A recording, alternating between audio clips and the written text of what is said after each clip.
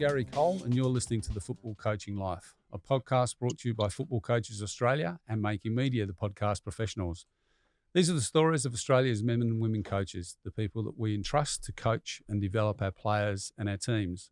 And today we're incredibly honoured to have former Perth Glory head coach Kenny Lowe with us. Kenny's currently the manager of ECU Joondalup Soccer Club in Western Australia.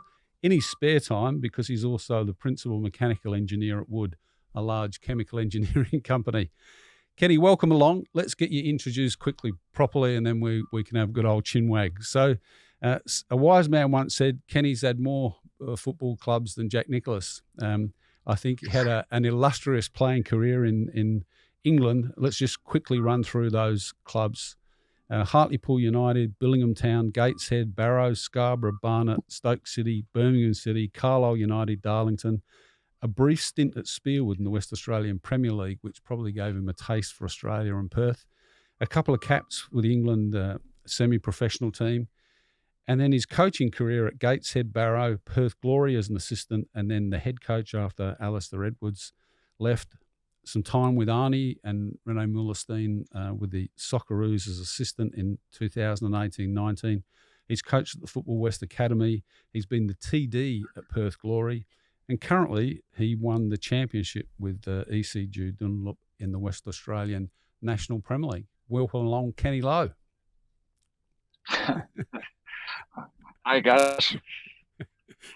Good to speak to you, mate. You're currently in the outback. You're actually the first sound groper we've had on the podcast. So welcome along. It's good to have someone from Western Australia.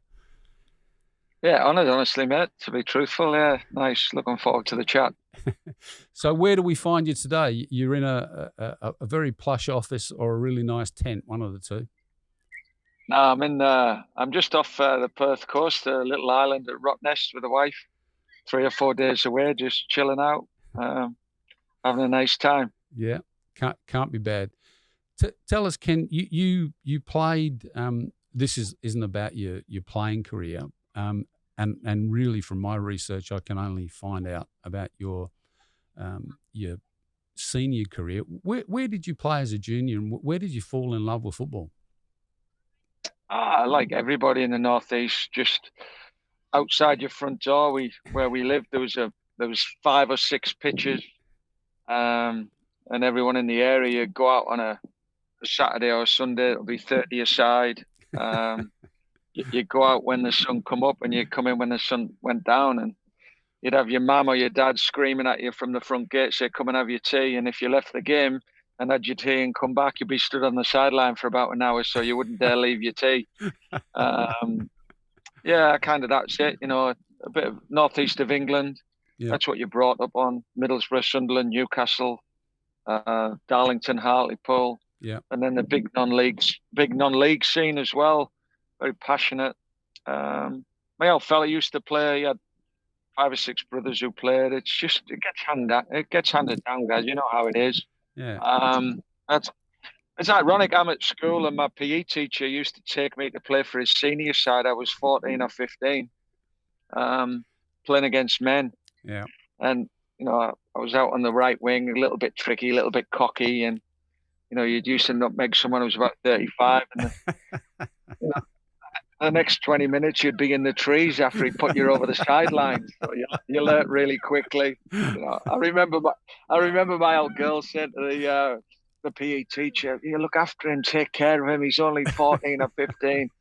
Yeah, he said, yeah. And then you'd have all these guys, Yeah. They want to, kick you because you're a cocky little sod as a young'un. And you almost, or did you have an apprenticeship at Blackburn Rovers? Did that come off, or your dad didn't want you to do that? No, I got offered an apprenticeship when I was younger. My old fella, actually, at that time, you had to sign indentures if you were going to leave home. And yeah, my old fella wouldn't sign the indentures. He actually said, "You're not good enough. You're going to get a trade," and he fixed me up in a big company at the time called ACI. Yeah. And I served my apprenticeship in ACI as a pipe fitter welder. Okay. The way I got into it, guys, is there was an advert in a newspaper Hartlepool United. They said, come down and have a trial. Yeah. I didn't tell my mum and dad. Got my boots, jumped on a bus to Hartlepool. It's about 5 miles from where we live in Billingham. And I had a trial there. Yeah. Unbeknownst to them, got dragged at half time. And I thought, oh, that's it. I'm getting kicked out, I'm not good enough. And I'm walking out the gate. Some guy goes, oh, where are you going? We want a word with you. Just sit there in the boardroom. And there was a few of us, actually. There's a guy called Andy Linnigan who went on to play for Arsenal, Norwich and Leeds. Yeah. There's a guy called Phil Brown who ended up at Bolton, ended up coaching in the Premier League with Hull. Yeah. Andy's brother David was at the same trial. He ended up playing for Ipswich. And a lad called Mark Venus who also ended up at Ipswich. So it was a good little group of players. I think Andy was a plumber with the council or something like that. Yeah. Phil Brown was a spark. He worked down the pit. And we all ended up going to this trial and getting picked up by Hartlepool. And that's kind of, I'd go part-time, a couple of nights a week. Yeah. That's how how I got involved in the football side. And in going through all of that today, you played in all 4 tiers of the English football, first, second, third and fourth division before the Premier League kicked off. So that was a broad brush of experiences, most of that as a semi-pro, and then you turned pro, I think, at 31. Is that right? Yeah, I think I played at 6, 7, 8, and 9 as well, guys, as well, like further down the ladder. I think I was 29. I was signing for Sunderland with Terry Butcher, and I'm on the way there to sign, and I get a phone call saying, no, we're not going to do the deal. And I packed my job in and everything. Wow. And he said, the chairman at the time pulled it. He said, but I'll look after you. And he rang Lou Macari at Stoke City. Yeah. And I went up through Terry Butcher. I went up to Stoke and played. I think we played Real Sociedad with John Toshak's team in a friendly, and I played quite well. And then Lou offered me a deal after that. And then after Stoke, I got Barry Fry bought me for Birmingham, moved to Birmingham. So I think I played 7 years from 29 to 36, but signed pro very late. Yeah. And how did playing for Spearwood end up in the middle of all that? Because I'm guessing that would have been a little bit unusual at the time. Yeah, very much so. I think it was 86. Yeah. I was at Hartlepool. I think I played 60 or 80 league games by the time I was 22. Yeah. So I played in the first team at Hartlepool, and then I got released, and I went to Bristol City with Terry Cooper. Got offered a deal. I went over to Charleroi in Belgium actually, and got offered a deal. With Philip Albert's agent, Peter Harrison, got me over. Yeah. And then I also got offered an opportunity to come to Spearwood in Australia, and that's what I chose over those 3. And I came out to Oz and spent a year here. Yeah. It was America's Cup. Yeah. It was the best time to be here. I think I squeezed a few games of football in between going out and socialising, guys. It was just the best time ever. Amazing. Amazing. I was driving in today to do the podcast and was catching up with my dad, who listens to them all now, watches them all on Facebook as well. Yeah. And he was saying, "Who are you chatting to today?" I said, "Kenny Lowe, good boy from the north of England." I said, "I can't imagine anyone from the north of England coming to live in Perth for 10 years or so and moving back to the north. I just cannot imagine that." But you stayed for a year and then went home. Yeah, I went back to college. That's why I went. I'd enrolled in a course and it wasn't starting, so I came out to Oz, did that, and then went back. But had the absolute best time. Yeah, met a load of guys who I played with. We won the league. We had just an unbelievable group of boys. It was the best time I've ever had, guys. We were at the races not so long ago, and I think there was 16 of us from that group. Wow! From all that time ago in '86. Yeah. Just brilliant set of lads. The lad I came with never went home. He stayed here. So there was 2 of us come out. He stayed and I went back. But yeah, no, great time. All right, let's put your playing boots away. So tell me on that long professional career, mainly in England, when did you first come across the idea that coaching might be something you want to do? I didn't. I was 30. I was 39. I was still playing. And the coach at the club, didn't remember, Jim Platt used to be the Northern Ireland goalkeeper, played at Middlesbrough, like quite a big name in at that time. Jim Platt was the gaffer at the club I was playing, and he got sacked with 10 games to go. And basically what they said to me was, you're the oldest player, you take training. We're not gonna spend any money on anyone. I had no inclination, not one inclination about coaching. And I took the last 10 games. We did quite well. Boys really enjoyed it. I really enjoyed it. It was for actually Sir John Hall, who owned Newcastle at that time. Yeah. He owned Gateshead, which was the club. Yeah. So I ended up, they offered me the job for 2 years and I took it. And that's how it all started. And I thought, well, if I'm going to do this, I might as well do my badges and do it seriously. So 39, a little bit older than 39. That's how I got into it, mate. Yeah. How, looking back, because we talk about the change a little bit later, but how important for you was that first opportunity? Yeah, I think it opened my eyes, and you know what, when you look back and reminisce and reflect, like, I wish I'd done it when I was 18 because it would make you such a better footballer. Mm. And then also now I cringe. I cringe at some of the things I did as a player. Now you're on the other side and you think, Christ, I must have got everyone I played for sacked. Unbelievable. Because you're in the playing group and you see how we all interact, and then you kind of reflect and look back now and you think, wow, that was not so wrong. You shouldn't do those things, or you should be better at other things. It's quite sobering, to be honest. That's called wisdom, Kenny. That is. It's called old age, mate. That's what it is. I think you're framing it nicely. Okay, it's just interesting because you're an AFC Pro license coach, but you've got UEFA C, B, and A licenses. Can you, having been and done courses primarily in Europe and here in Oz, is there any difference between doing a license course in Europe and Australia? No, I was blessed, mate. I mean, working under people like Kelly Cross, Rob Sherman.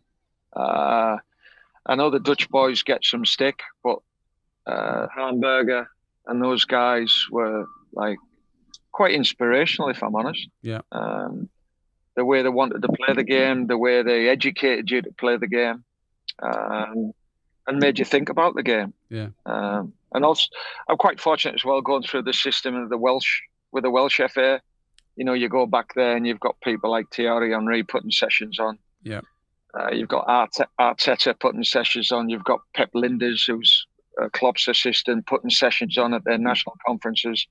I go back there every single year for that conference, and it's superb. But here, honestly, in my time in the NTC, which I was brought up on, I did the NTC system for 12 years. The people that come through, I remember Ernie Merrick early on at the VIS when I first come over playing against his teams. Paul Orcon, you've got Tony Vidmar, you've got JP, all these guys. You've got Ian Crook, you've got Gary Van Egmont. All these guys are coming through the system, and you see how they're playing. You get affected by them, and you chat to them afterwards, and you speak to them. At that era, I was quite blessed, mate, to be honest. Yeah. And Ken, through your playing career, which coach or manager had the most impact on you as a player? Barry Fry. He signed you twice, didn't he? Yeah. I met him when I was 29, mate. I wish I'd met him when I was 18. I always remember the first guy, I didn't want to go, didn't want to play for him, didn't want to sign. I'm living in the north of England. Their club is in London, Barnet, North London, so it's 3.5 hours away. Yeah. So now I don't want to play for you, not interested. The club I was playing for, had some issues with the taxman and needed some money. So basically they sold me to Barry. If I hadn't gone, the club would have collapsed. I think they paid a record fee for a non-league footballer to another non-league team. Yeah. I was working for an engineering company in London. I was flying home from Heathrow Airport and I went to meet him. I always remember this, long I live. And he sat down. He said, all right, he's like selling the club. He said, but I've spoke to everybody who's told me not to sign you. You don't run, you can't tackle, you don't head. You're hard work. And I'm going, why do you want to sign me? He said, you can play. He said, we got everyone else who can edit, kick it, run around, tackle. He said, I promise you, I'll never, ever, ever ask you to do things you can't do. Wow. And he was true to his word. Yeah. And I came, you know what, everyone was a pro. I came on a Saturday morning, got the train down, played, went home, and I never saw anybody again till the next Saturday. I played for him for 3 years, got voted Player of the Year, got picked in the PFA Team of the Year, and we got promoted 3 years in a row with him into the league. And the guy was like an absolute crazy character. Probably didn't know how to coach, but he was just the best person, inspirational person I played for. And that Brilliant. he managed to find some way to bring the best out in you. You know what he did? He'd say, like, I know you don't like to run around, but our captain, Duncan Horton, is carrying a hammy. He said he normally wins the ball and just gives it to you while you just stand around waiting for it. He said, but you've got to help Duncan today. Can you do something? I know, don't you? Look, close your eyes, put the toe in. And he got me running around tackling. And then he'd see on goal kicks that I'd walk underneath the goal kick and go over my head so I didn't have to challenge for it. I'd see how far the keeper could kick it and walk about 5 or 6 over goal. And he'd go, look, David Howells, our centre-back's got a bit of a dodgy neck. Can you just put your hand on the centre-forward's chest? That's all I want you to do. But, like, he knows what he wants me to do. He's not telling me to head it. He knows that I put my hand on the centre-forward's chest. I'm going to be in and around there to win a header. You know what? And he turned me into a player. At 29, he turned me into a player. Just like brilliant. Yeah. Top guy. He's still doing it now. At Peterborough. But you know what he had? He had an eye for a player. Yeah. The amount of players that he produced. We came out of the conference and went into the league. I think 6 of that team out of the conference, non-league footballers, played in the Premier League, and 8 played in the Championship out of that team. Yeah. Unbelievable. So Kenny, was he a good coach or was he a good manager, or was he both? No, you know what, mate? Looking back, I wouldn't say he coached so much, but he knew how he wanted to play. He knew the players to play that way, and he'd get those guys, and then so a lot of the jigsaw. He knew what he wanted, and he knew the players that could produce that. So yeah, I would say he could coach. From putting a session on, maybe not to a certain extent, but he knew what he wanted and he knew how to get what he wanted. And you look at his teams, they get promoted.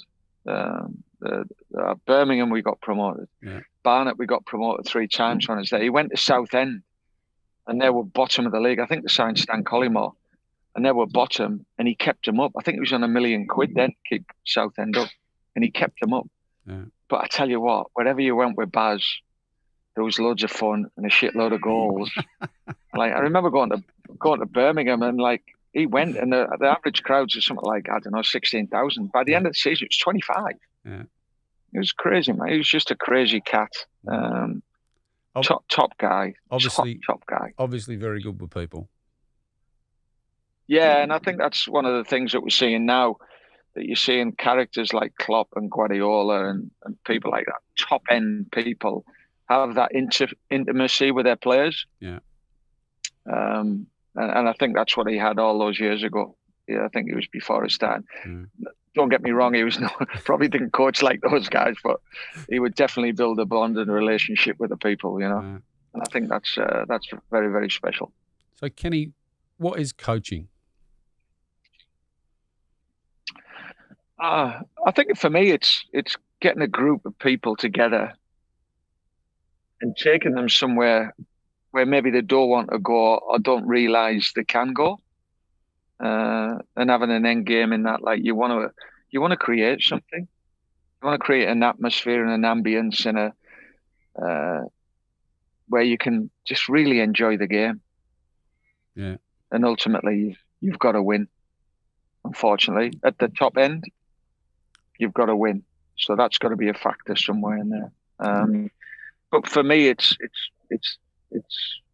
being around a group of people that hopefully you can influence and affect and help to grow as people and as players and get better. Yeah. And for me, it's process driven, not outcome orientated.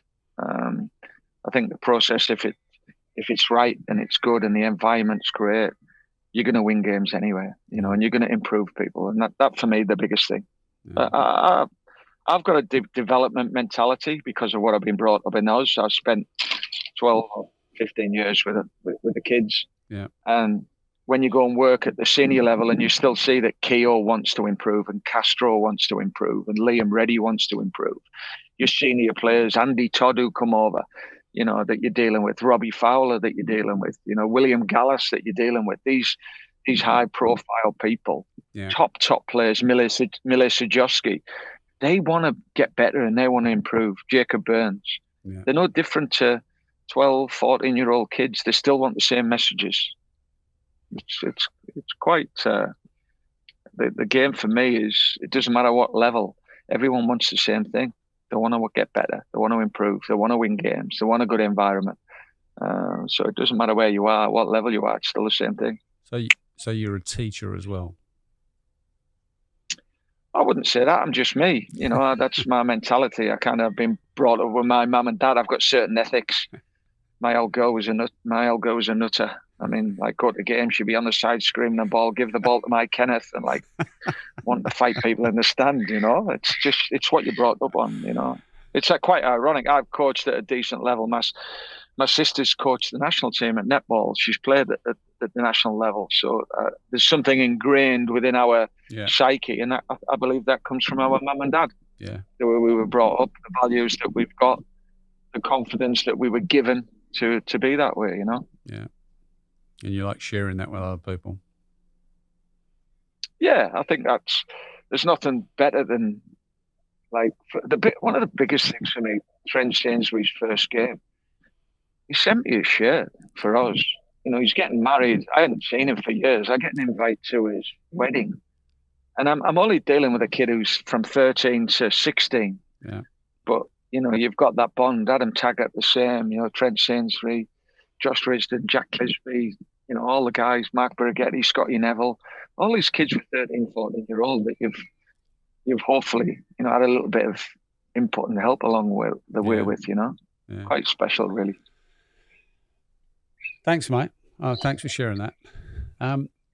How has your coaching changed over the journey from that first session to where you're at today?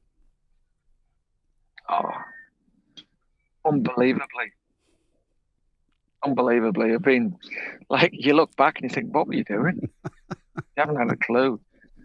Even for a little bit, you're going with people like Arnie and Rene, wow, you're coaching a Sunday morning team in real terms when you're Rene and I have probably forgot more than I know.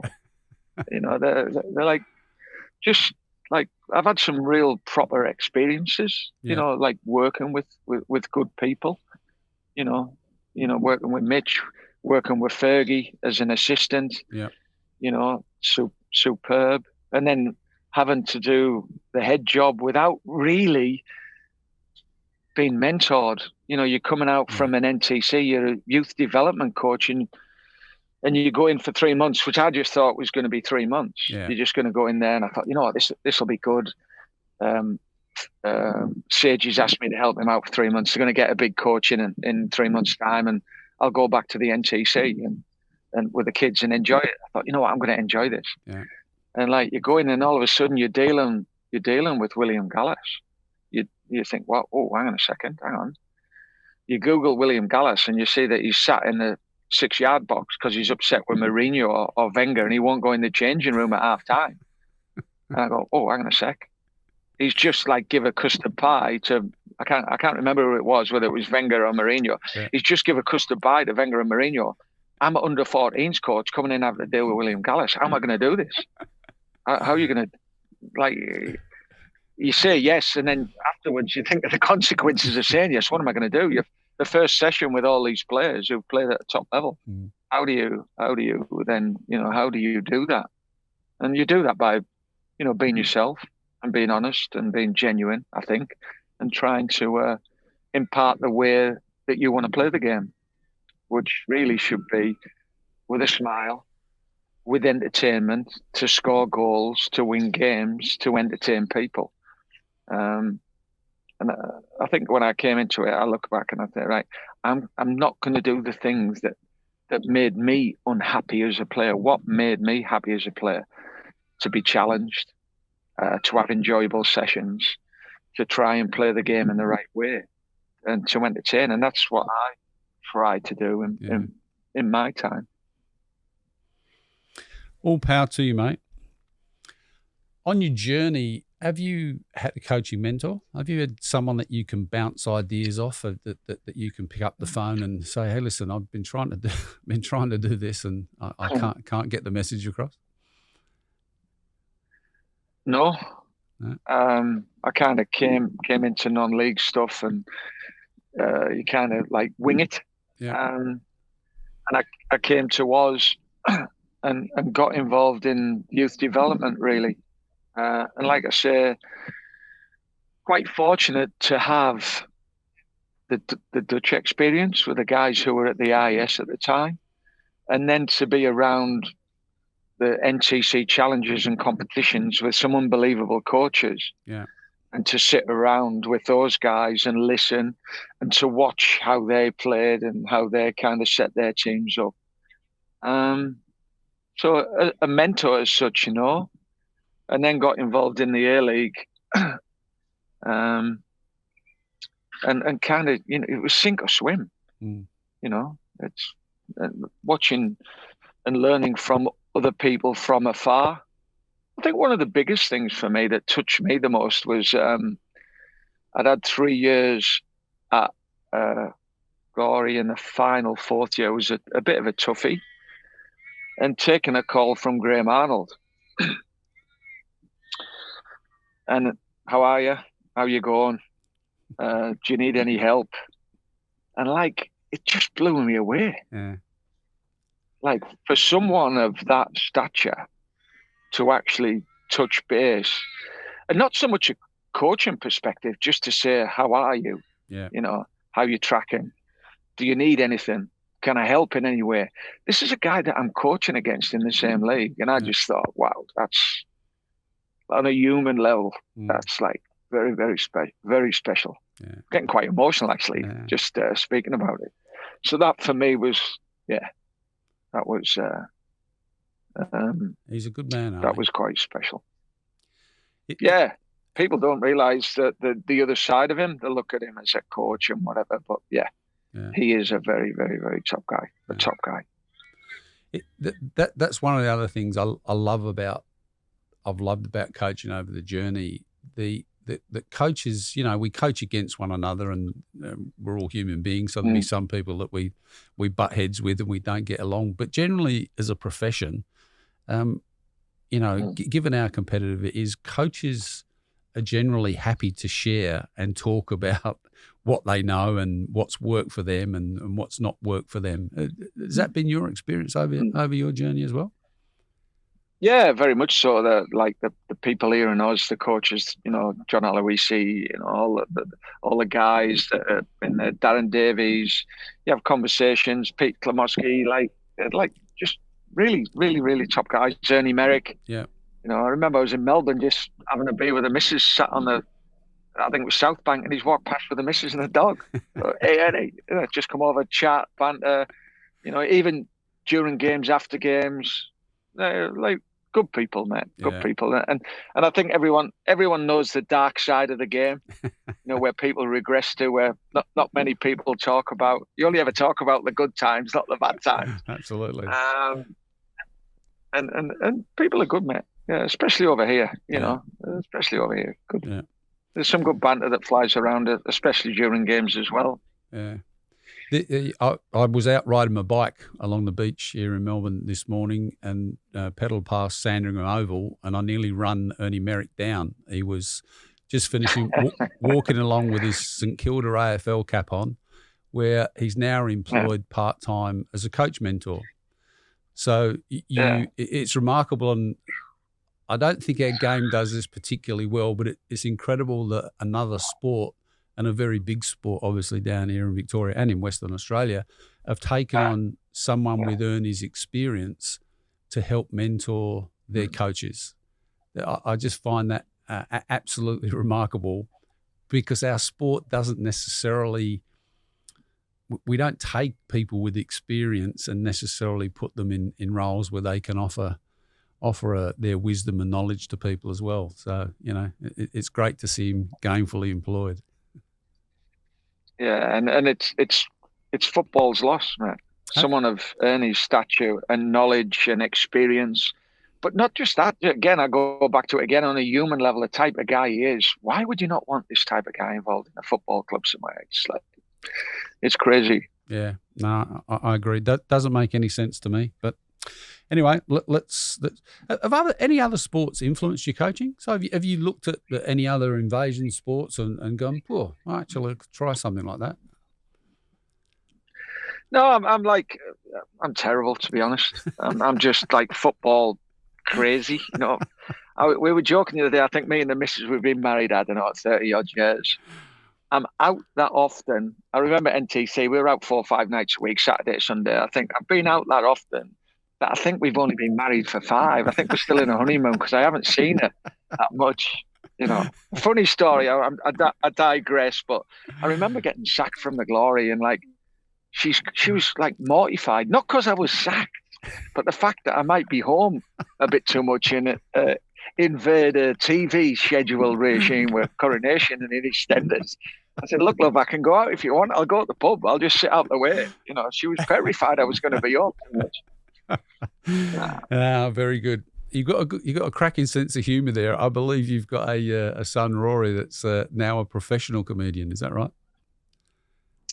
Yeah, he's in the Fringe at the moment, and over here in Perth, he's smashing it. Well, he keeps telling me he's smashing it. He's probably just one man and a dog turning up, but he's lying through his back teeth. No, he's doing well. He's doing well. He's selling out. He's got a few awards at the Fringe, so he's a bright kid, actually. He's got a master's in architecture, and his mum keeps saying, get a proper job. And he keeps saying, I have got a proper job, Mum. I have got a proper job. So, hey. Yeah, you got to follow the dream. No, that's right. Yeah, that's right. So, Kenny, why do you do it? Why do you coach? I think it harps back to what we were saying earlier about trying to help. I look at players, and I genuinely believe, and I don't want this to come across in a condescending way, that I've actually got a decent eye and I can help, I can improve, and the enjoyment that gives you to see people get on and improve and maybe make a career out of the game as well is quite powerful. If you can, not much for the player, but for me as well, that feeling of I've actually done something good. I've helped. Yeah. I think that's why I do it. Yeah. And also allied to the fact I actually love that interaction with player coach on the training ground. I think you go searching for something when you've finished the game, and I think that was the biggest thing for me, is that I enjoyed playing so much that I thought, I don't want this to end, and this is like kind of I don't know, not as good, but as near as it gets. You know what I mean? Yeah.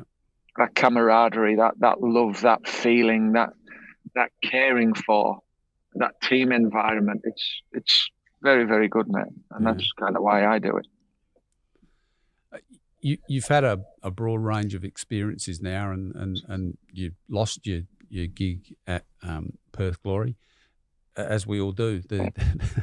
Ernie and I used to joke the day you start, you're a day closer to finishing. But How important has it been to be resilient, to learn how to be resilient as a coach?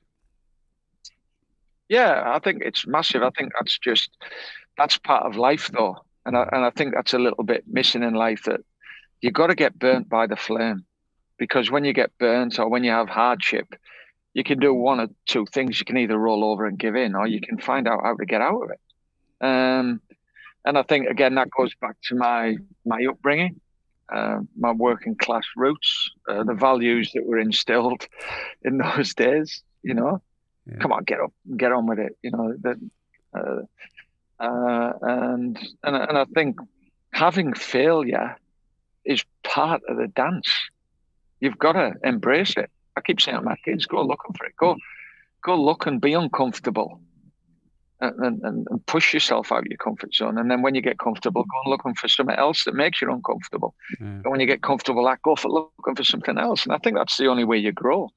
The best thing that happened to me, in a way, was getting that opportunity with the Glory, where I thought that 3 months was only going to be 3 months. And Seiji, God bless him, give me a job. Yeah. What a brave decision. And look at that. It's lunatic. He's a lunatic. For an under-14s coach, you give him the job at the Glory.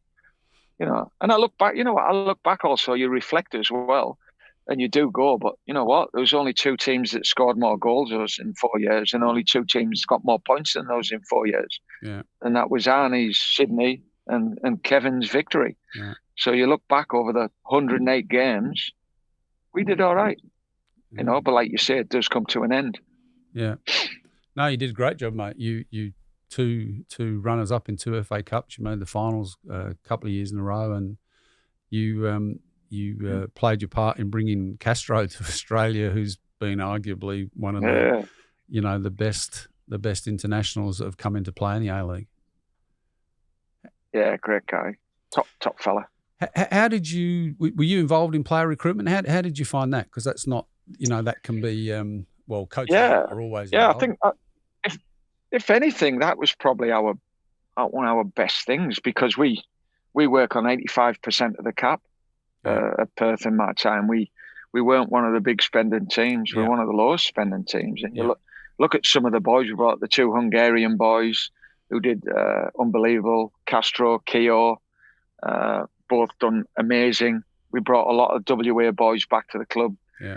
Taggart, Williams, Lowry. And we promoted a lot of youth, De Silva, Italiano, who we sold for money. So. Yeah. No, we were heavily involved. I was quite fortunate. I had a number 2 who was top shelf, Andy Ord.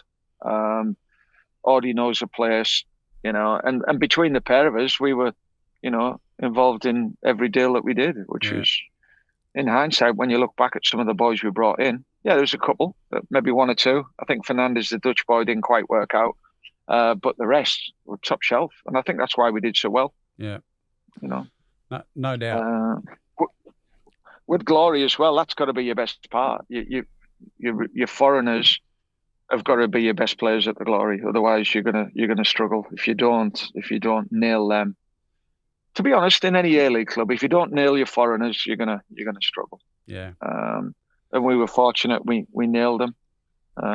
Unfortunately, the last year, I remember flying over to Spain. We had enough budget to sign 2 players. When I got off the plane, Tony had changed his mind in midair. We could only afford one of the lads' legs because he chopped the money. So, that was interesting the last year. But all fun and games. All fun and games. I think fun and games is the order of the day at coaching at any club. I can't even begin to imagine what it must be like at Perth Glory with just one owner, no shareholders, no board, just Tony Sage, and it's his club, and he does what he wants when he wants. You know what? For me, mate, he was brilliant. Yeah. He gave me an opportunity, and for me to last 5 seasons, I think, with Seiji, I probably needed a medal as big as a dustbin lid. But you know what? It was never quiet. It was never unentertaining. And I had the best time, and I wouldn't change it. And God bless him, and fair play to him. If it wasn't for him giving me the opportunity, I wouldn't be on this now. I wouldn't. I've had the opportunities that I had. FA Cup, first FA Cup final, second FA Cup final, finals in every year playing, Sydney and Melbourne City. Brilliant, great experience. Yeah. Brilliant experience. Yeah. Speaking of great experiences, how you were with Arnie and Rene with the Socceroos for, I think, from 2018 through to that Asian Cup in 2019. How was that experience for you? Yeah, it was part time. I was actually working in engineering still, and I would get time off and then go. But mate, I swear down, honestly, like I'm coaching, I'm thinking I'm plodding along okay. Like I said earlier, I was looking after a Sunday morning team, the local pub team, compared to like Arnie, Rene, the analyst who's was absolute. Arnie's analyst is probably better than some of the coaches I've worked with. It was the best experience, mate. Yeah. You are out of your comfort zone, definitely. But to be around those guys, it was just really, really, really special. And I had a great time. I enjoyed it. Kenny, was there anything that really stood out as like key learnings for you, just that really opened your eyes about what professional coaches were doing? Yeah, just the way they analysed and provided solutions. I think that was the big thing. There was never any problems. There was never any, if they did that, there's a solution. Half time, there's a solution. There was never any roadblocks. There was never any problems. They just viewed the situation as it was at that second, analysed it, and then provided concise, simple information to allow you to combat whatever situation you were in. It was top notch, really. Yeah. Like the sessions Rene put on, wow, detail, information, concise, enjoyable, informative. It was, and again, what that did for me, like coming away from the Glory, you're a bit flat, and then Arnie invites me in, which was a huge honour. Yeah. But then it just whets your appetite because you realise there's more. You need to go out there and grow again. It was really, that kind of gave me a big lift. Yeah. You come away from there, you're a bit down after Glory, and then to get that opportunity and to go into that environment, it actually just bangs some wind into your sails that, hey, stop feeling sorry for yourself. There's more out there. Yeah. Go, you've got to drive. How do you get to that level, And that was quite inspirational again for me to be around those guys. Yeah. Very, very good. Very good. And that worked out quite nicely because you Joondalup and then you won the championship in 2020. Yeah, we actually went into the club. I think the season before there were 3 points off relegation, and I've gone in like overseeing everything. So in it, like, again, use the word, it's a title, but director of football. So look after everything from under 13s all the way through the first team, trying to affect the coaches, trying to affect the young kids, and then coach the first team. So as you can imagine, that 5-year honeymoon period with my wife will stay for the next 20 years because I never see her. So I've just changed the name of the club. So I'm out. I'm out 4 or 5 nights a week and weekends. And coaching 13, 14-year-olds, coaching the first team. It's brilliant. I've got lads like Chrissy Harold come and play for me. We've got some really good guys. Last year, 4 boys went and signed pro. We got 1 lad to Charlton in England, 2 lads signed for the Glory, and Riley Wallen signed for Newcastle Jets. So it's quite, again, that little combination of NTC Glory learnings where hopefully we can affect people and maybe get young lads some pro contracts somewhere. I love that. And just to be clear, you're doing this in your spare time because you've got a full-time gig as an engineer. Is that right? Yeah, I'm seconded into a Japanese oil and gas company, Impex. So, 6 o'clock in the office, leave at 3, get there at 4, coach till about 8, couple of beers with the coaches at 9, get home at 10. Missus is asleep, and then I see her for 2 minutes, and then do the same thing again. Good. It's good fun, mate. No wonder you're built like a broom handle. Yeah. So I'm not actually quite sure I've got time for you to answer this question, but what have been some of your most enjoyable moments on your coaching journey so far? Wow, FA Cup final was a big one for me. I think that was like from something new, the hype surrounding it all, and just going to a final was quite special. I think the day Tony Sage told me I got the job as the main guy at the club was quite special. And more so the fact that I learned afterwards that they were looking at a foreign coach, and the players, through Jacob Burns, got together, all of them, and went in to see Sagey and said, no, we want Kenny to get the job. And I think that for me, again, the playing group going in and saying, no, we want him to get the job. Yeah. With Jacob was quite, again, you look back on. I think going to Melbourne City and beating them in a finals playoff. Yeah. I think 2-1 we beat them at their place. To go and play Arnie's like team of the century in the playoff final and got battered, but going to Melbourne City, huge club, to go there and to win that one. And I think the other thing that stands out for me was managing the team through the saga of the salary cap scandal, and dealing. That was a massive learning curve, that one.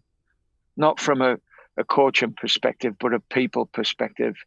Like, lads who'd worked so hard to we're top of the league for 18 weeks, top of the league. And then that came out, and trying to lift the spirits of players, trying to, manage them and look after them. Lads who were distraught, thinking this is my one chance to win something. Yeah. And keeping the club together, really. And then going back the next year and making finals again after we lost a hell of a lot of players, who were unhappy, and rightly so. Yeah. A lot of guys left, a lot of good players left. Interesting. And maybe from a junior perspective, being involved with the NTC and seeing 60 players over 10 years sign professional contracts for big clubs, Liverpool, Bayern Munich, Inter Milan, Roma, seeing those lads develop and grow. Yeah. Lads going to World Cups, Risdon, Sainsbury, Taggart, and having those kids as 13, 14, 15, 16-year-old lads, and still having a relationship with them now. So, yeah, a lot of things, guys, now you've asked. Only the good questions on this show, mate. So then let's flip that around a little bit. So what are some of the most valuable lessons you've learned on your journey? Be you. Be authentic. Have tough conversations. If you've got to say something that needs to be said, have the conversation, but have it honestly and have it openly. And don't be afraid to agree to disagree, even with players with me. And I remember being the assistant at Mitch, and Friday we'd pick the team, and my team would always be different to his team. I was the assistant, but he always wanted an input. Yeah. And we'd argue, we'd fight like cat and dog, especially over.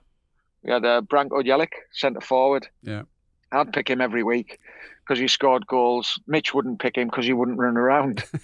And we'd argue like cat and dog over it. But when we went out that door, I was 150% aligned with what he wanted because he was the gaffer. And I think that for me is the biggest thing. Yeah. You can agree to disagree, but when you go out there, you need to be together. Whether that be me as a head coach and the players, whether it me be an assistant coach to the head coach as we go out. I think That for me is the biggest thing. Yeah. No, I like that a lot, mate. I think if everyone agrees about everything all of the time, there's something not right in the organisation. It just can't be. Mate, I used to fight like cat and dog with Andy Ord, my number 2. Honestly, swear down. Swear down. Used to sessions crap, your crap. You know, it's like just you can't pick him. Why? I'm picking him. No, you can't. Brilliant. Yeah. You know, and to this day, I nigh on speak toward him maybe once a week, even after all this time. You know, he's a top fella. Yeah, good guy. Thanks, mate. So what does success look like then? Oh, your process, mate, for me. Your process. Does the process work? I mean, you can say, you know, finals, FA Cups, trophies, winning games. Yeah, that's what everyone wants at the pointy end. I think if you're a head coach, you've got to deliver that. But for me, process. Because if you've got something that's really good, you're going to get somewhere near that anyway. You know, you might fluke that. You might fluke a trophy or you might fluke a league. But it's longevity. You know, have you got something that works wherever you go? Have you got something of substance? And for me, that's what I would like to think is there's a process. And if you've got a process, no matter where you go, whether it's under 9s or whether it's with a senior A-League team or whatever, and you're right across the spectrum, all the way through, if you've got something that's a process that can help guarantee an outcome, and you've got half a chance. And I think as you evolve and you get older, as you called it, wisdom, I called it old age, that grows and develops. Other people use the word philosophy. I'm not a big believer in using that word, but if you've got something that you've grown and developed and honed and polished, then you've got half a chance, Paul. Yeah. You know, it's quite ironic. When I got sacked at the Glory, I was a better coach than I went in. I was actually better than when they gave me the job when they sacked me. Yeah. And that's such is life. Do you know what I mean? And like you said, that happens because the results weren't right. But I was a better coach when I left than when I went in. Yeah. I look, we've been having this conversation for a year now. You know, I think this is 25, 26 conversations. And I think every week we agree that you learn more from losing than you do from winning. It's just the winning helps you keep your job. But there's a lot more learning in who you are, what you can do, in what the team can do. And invariably people are better coaches at the end of that time. And we just have to hope that they've still got a job. Yeah, I think the biggest thing for me was spending 10 to 12 years on the grass coaching youth development football. Yeah. I learned so much because you've got to try and help people get better. Yeah. You've got to try and develop. So therefore, you're not only developing the young guys, you're actually developing yourself. You're finding out what works, what doesn't work. Yeah. What's nice, what isn't, is a small area, big area, you know, 6 against 8, 8 against 10. Does that work? Does that not work? How about your conversations? Someone who's shy, how do you then connect with those people? How do you develop relationships? So I think the biggest thing for me is like someone said, how do you get to be a good coach? I said, go and do your badges and go and spend 10 years on the grass. Yeah. That's how to learn. That's where the learning is. Try not to get sacked too often. Nah. All right, mate. Downhill run. If you had one piece of wisdom you could share with coaches, no matter where they're on the journey, at the beginning, in the middle, or towards the end, one piece of wisdom, what would that be? Just what I've said. Go and coach. Go and get on the grass. Put yourself in uncomfortable situations. People that you admire or look up to, go and tap into their experience. It's amazing how people open up and want to help. You said it earlier. Coaches want to help. It's ingrained in them. Someone you admire or someone that you feel, it's go and tap into them, but get on the grass. Go and make mistakes. Go and get burnt by the flame, and have no fear. I think that's the big thing. Be comfortable being uncomfortable. What a wonderful place to leave that today. Kenny Lowe, ECU Joondalup head coach currently, and I'm sure he's got a double act with his son on the stage as a comedian as well. Thanks, mate. Really, really appreciate your time, your knowledge, and your wisdom, because you're an old fart like me. Yeah, but I just want to say thanks for inviting me on. Honestly, when you sent me that message, I went, wow, like to be invited onto this, for me was very special, mate, honestly. And I mean that genuinely. I appreciate being asked. No, thanks, mate. We appreciate you sharing the knowledge, Kenny, because, if you think about when we hear about coaches, normally we hear from coaches when they've been appointed into a job, when they've just lost a job, before a game, after a game, and really occasionally someone asks them their opinion about another game. But unless you're Ange and you've got a book, and people are constantly doing it, people don't know the story of the journey. But so often that's where the knowledge and the wisdom is, that the learnings are on the journey. So, mate, we appreciate significantly you taking the time from sunny outback Western Australia today. Thank you, good lady wife, for giving up her tent space to talk to us. We appreciate it. No, thanks, mate. Stay well, genuine. Ken. Thank you. Thank you. Take care. Bye. If you've enjoyed today's podcast, if you want to learn more about Football Coaches Australia and want to become a member, go to footballcoachesoz.org.au. You can listen to this podcast on all of your favourite podcast channels. And, of course, now you can also watch this podcast on YouTube. If you go to YouTube and search for Football Coaches Australia, you can now watch this ugly mug talking to some of Australia's wisest men and women coaches. You have a great day.